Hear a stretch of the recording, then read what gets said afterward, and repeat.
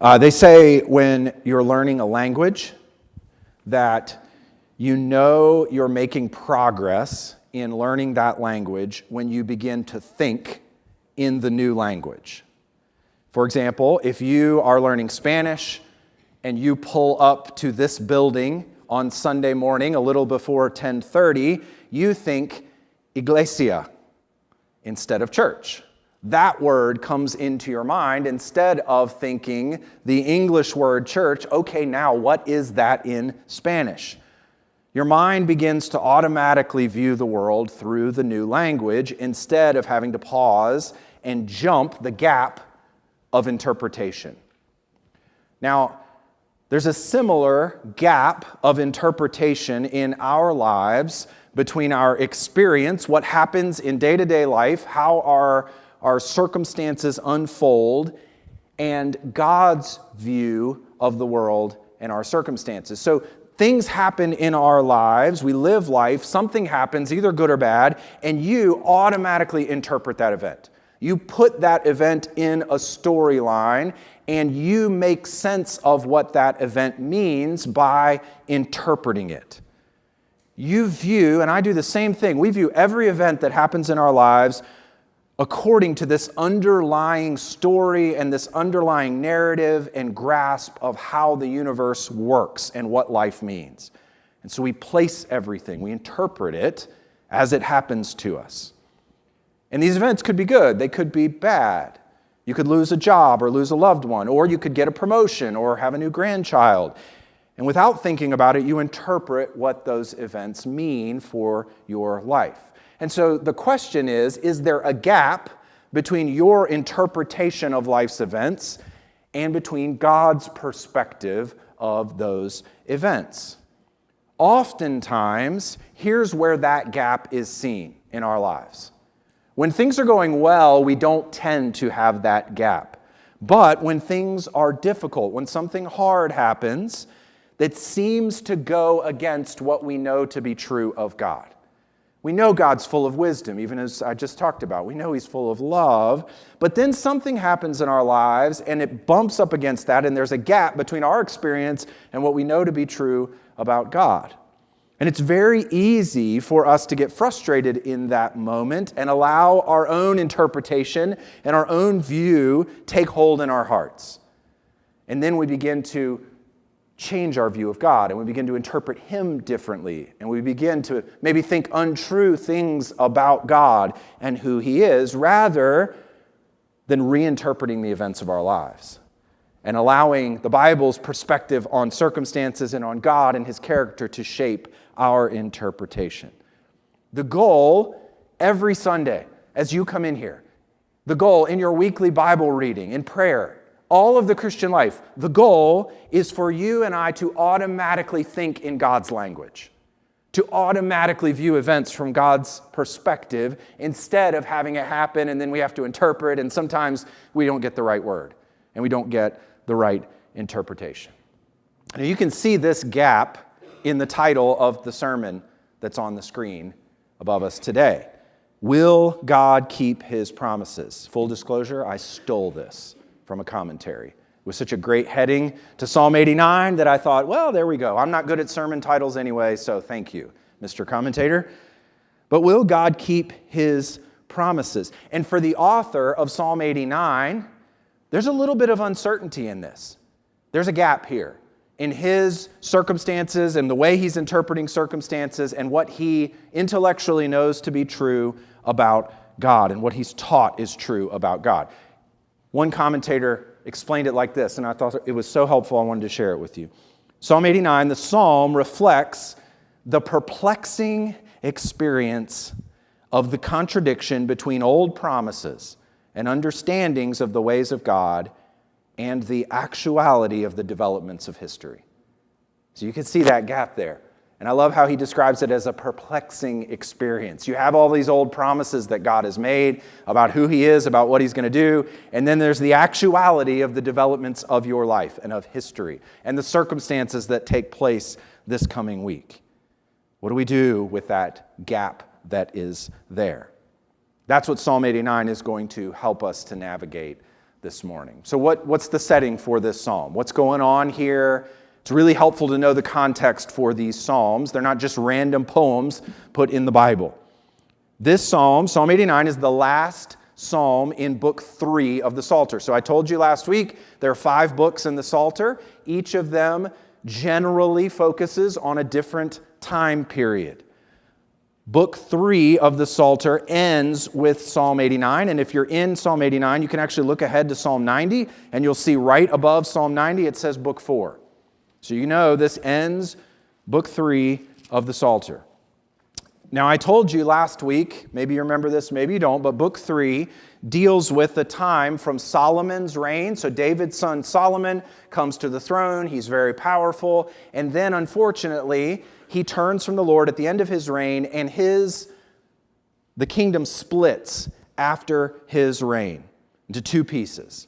And so Book 3 of the Psalter deals with that split and with the time after Solomon's reign, all the way down through the kings, through the book of 1st and 2nd Kings, all the way down to the end of Jerusalem and the destruction of Jerusalem and the people going into exile into Babylon.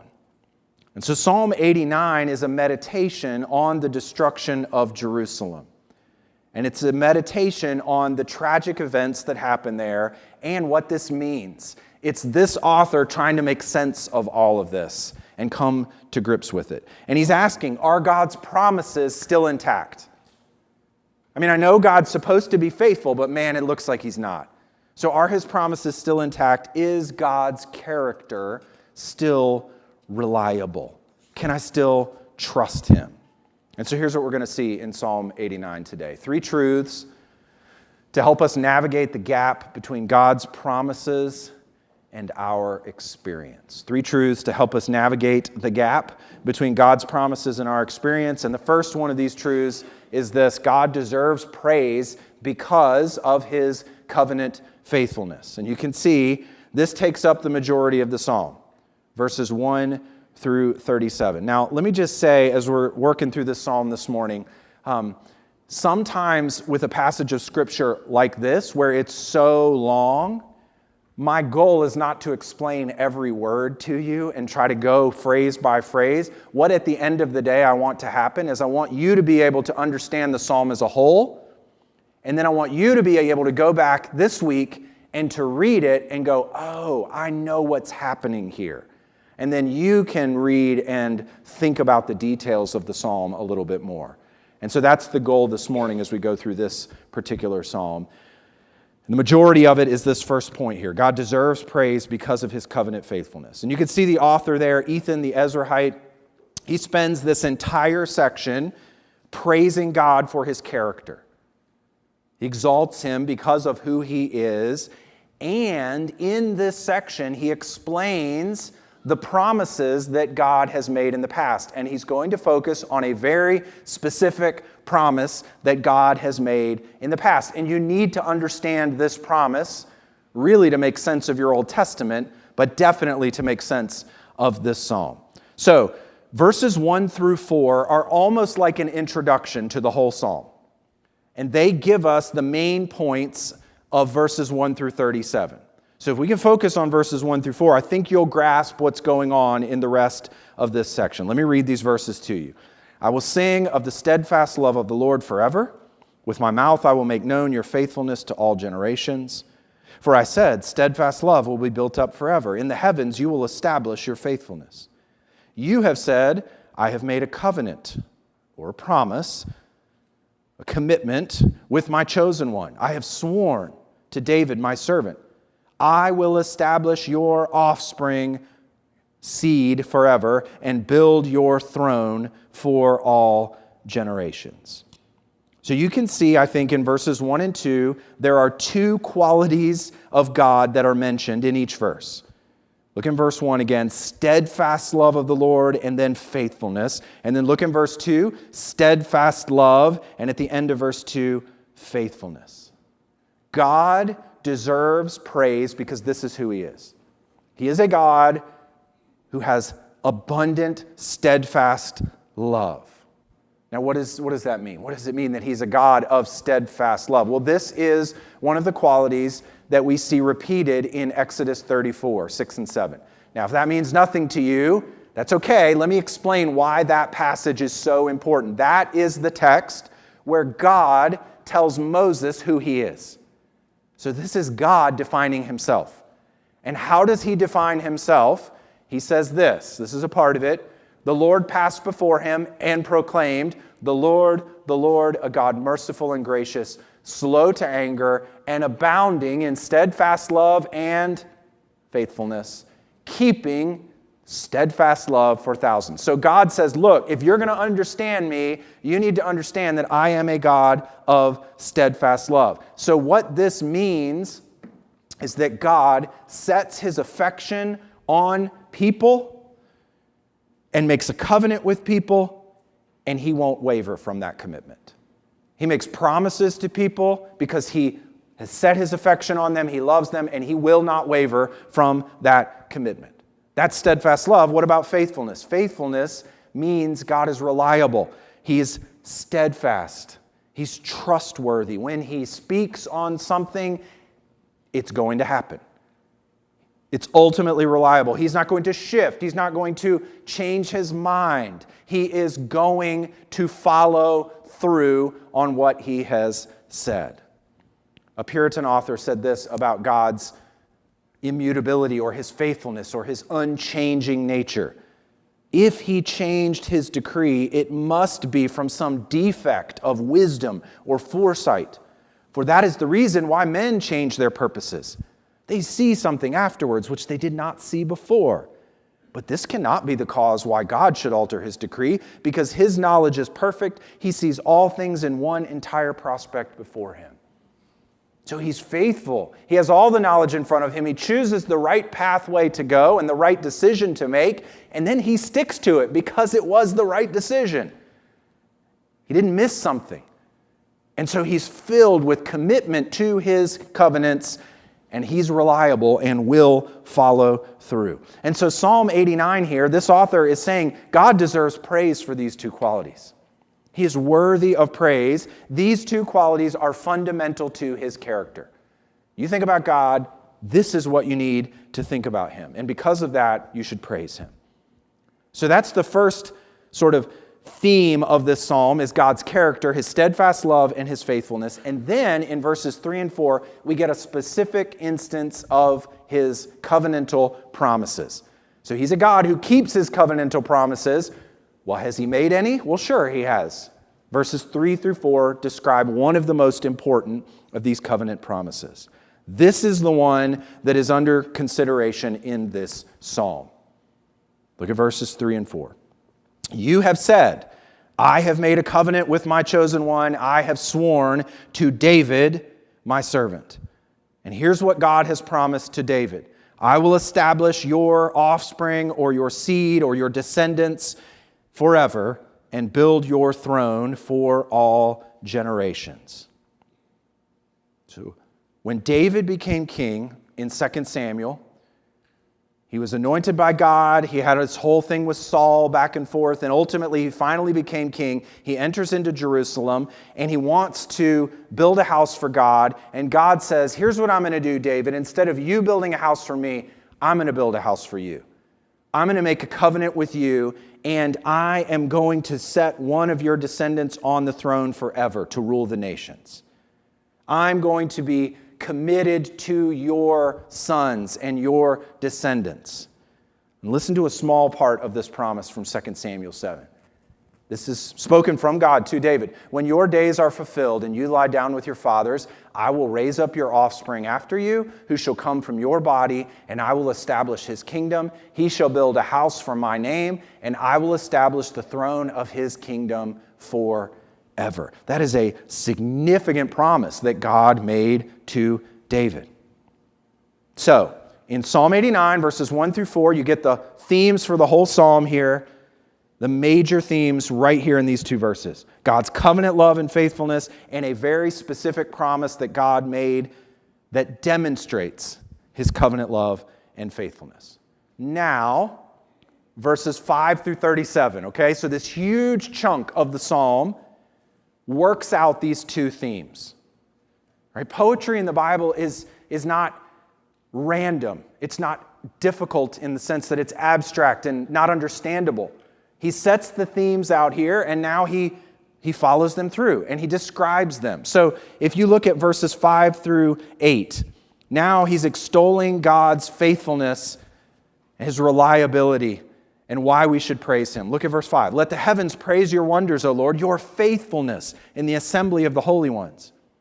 For who in the skies can be compared to the Lord? Who among the heavenly beings is like the Lord?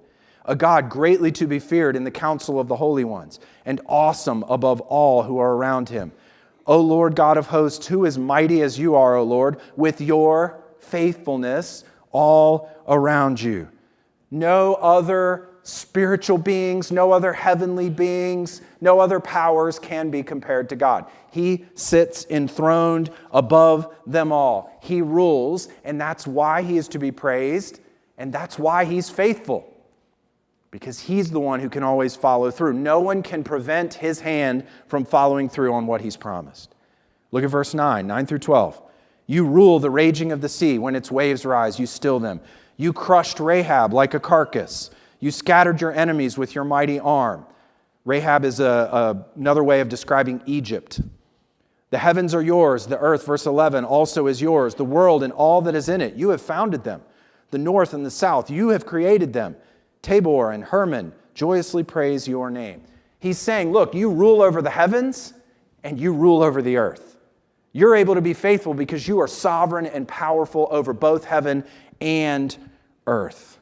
Look at verse 14. Righteousness and justice are the foundation of your throne. Steadfast love and faithfulness go before you. And this is why you are to be praised. So all of these verses are extolling God for his character, for who he is. Then if you look down to verses 17 and 18, now he begins to shift from God's steadfast love and faithfulness to specifically talking about David's descendants, the kings in Israel. And now he's going to start talking about this promise that God has made to David. Okay? Look at verse 17. For you are the glory of their strength. By your favor our horn is exalted. For our shield belongs to the Lord, our King, to the Holy One of Israel.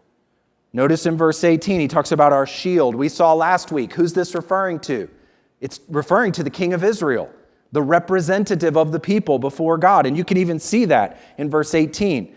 Our King to the Holy One of Israel. The King belongs to God. Why does the King belong to God? Because of the promises that God made to David.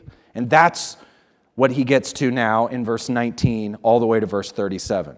So listen to what God promises to David and then his descendants after him, okay?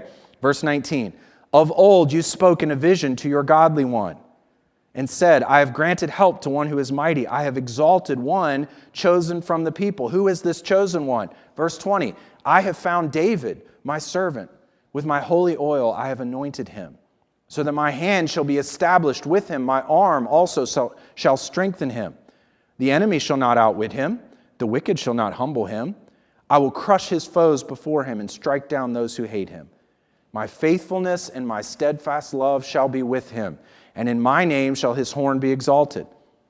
Verse 25, I will set his hand on the sea and his right hand on the rivers. He shall cry to me, you are my Father, my God, and the rock of my salvation. And I will make him the firstborn, the highest of the kings of the earth.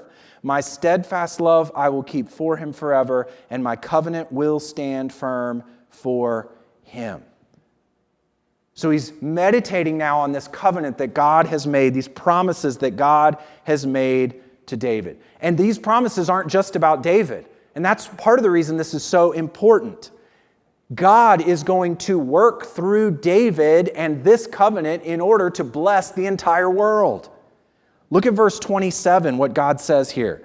And I will make him the firstborn, the highest of the kings of the earth. One of these descendants is going to rule over the entire world. It's through David's line, verse 23, that God is going to defeat his enemies. So he's going to establish his faithfulness and his steadfast love through David's descendants who reign over Israel. Then look at verses 29 to 37, and here are some specific details about this covenant. And these are the conditions for the kings who are in the line of David to follow. Verse 29, I will establish his offspring forever, and his throne as the days of the heavens. If his children, David's sons or his children, forsake my law and do not walk according to my rules, if they violate my statutes and do not keep my commandments, then I will punish their transgression with the rod and their iniquity with stripes, but I will not remove from him my steadfast love or be false to my faithfulness. I will not violate my covenant or alter the word that went forth from my lips. Once for all I have sworn by my holiness, I will not lie to David. His offspring shall endure forever. His throne as long as the sun before me. Like the moon, it shall be established forever, a faithful witness in the skies. And so God says, look, even if David's sons don't obey me, I'm going to punish them, but I'm going to remain faithful to my promises to David and Israel, and ultimately I'm going to do my work for the entire world through David and his descendants. Now, there's a lot there. I understand we've read a lot of verses here. He spent a lot of time exalting God, worshiping God, extolling God's faithfulness, his covenant love, and specifically this promise that he made to David that his descendants would endure on the throne of Israel and rule the nations one day. Why has the psalmist spent all of this time meditating on God's faithfulness and then specifically this promise to David on keeping that covenant? He's spent all of this time doing that because of what we're about to read in our second truth this morning. So the first truth is that God deserves praise because of his covenant faithfulness. And the second truth is, look, sometimes our experience hides God's covenant faithfulness. It obscures it. There are moments in your life where circumstances put a gap here. And where circumstances would indicate to you, if you interpret them wrongly, God is not faithful. He's not following through. He's not going to keep his promises in your life. And that is what the psalmist experiences here. He set us up that God is faithful, and now there is a very dramatic turn in this psalm. In verse 38, look there.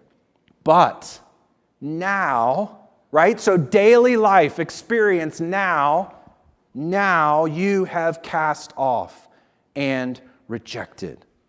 You are full of wrath against your anointed. Who's the anointed?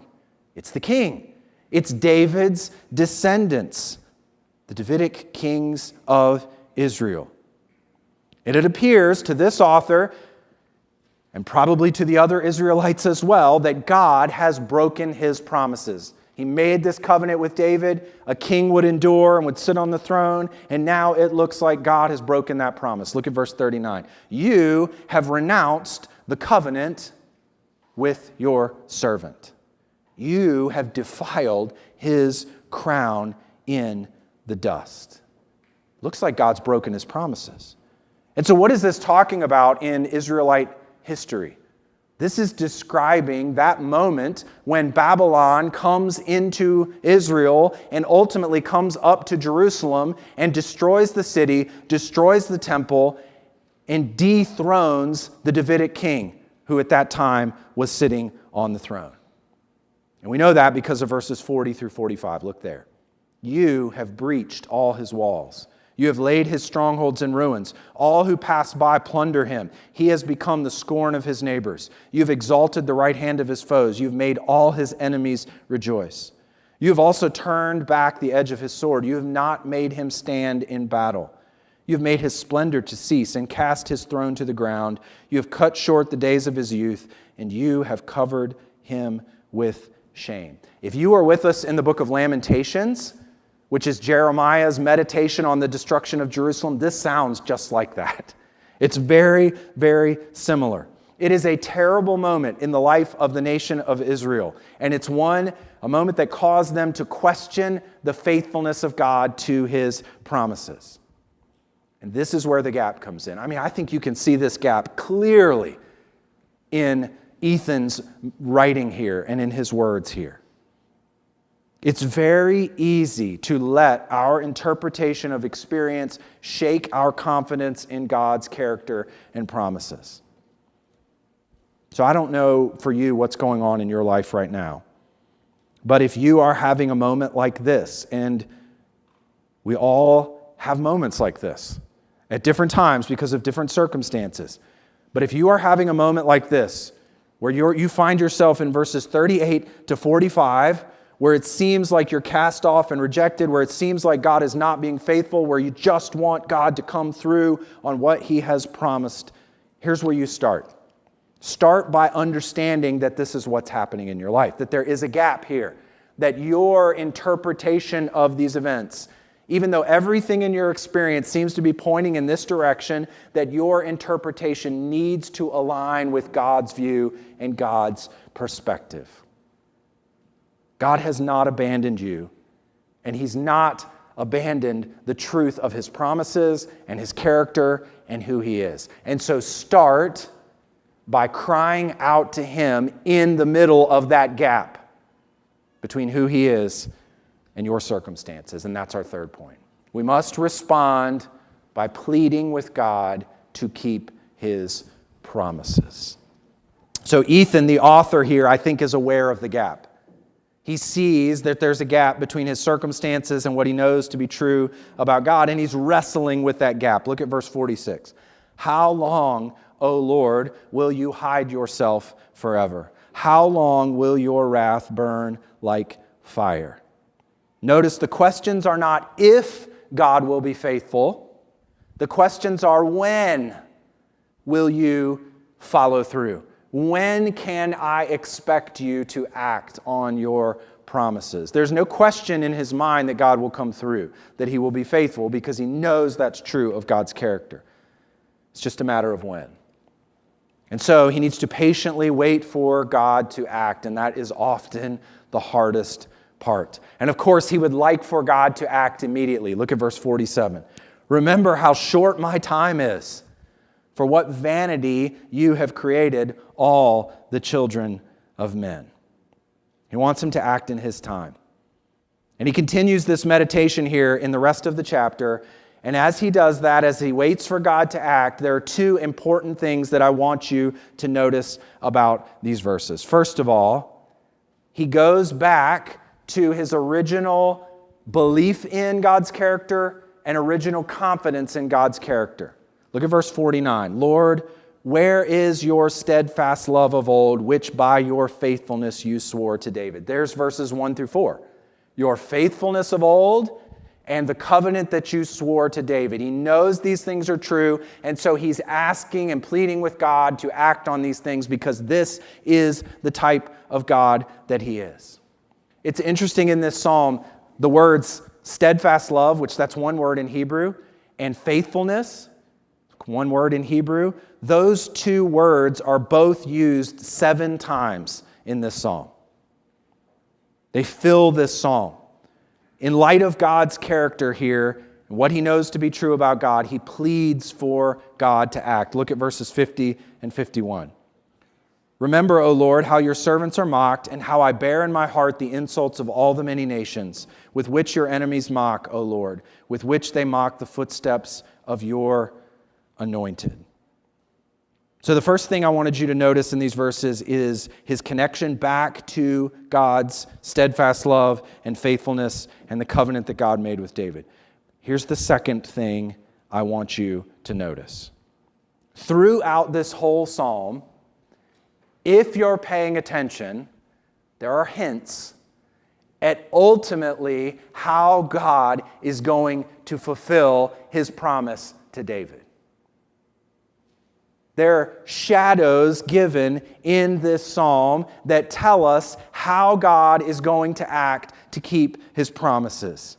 And Ethan would not see these things fulfilled in his lifetime. But here's the beauty of where we are.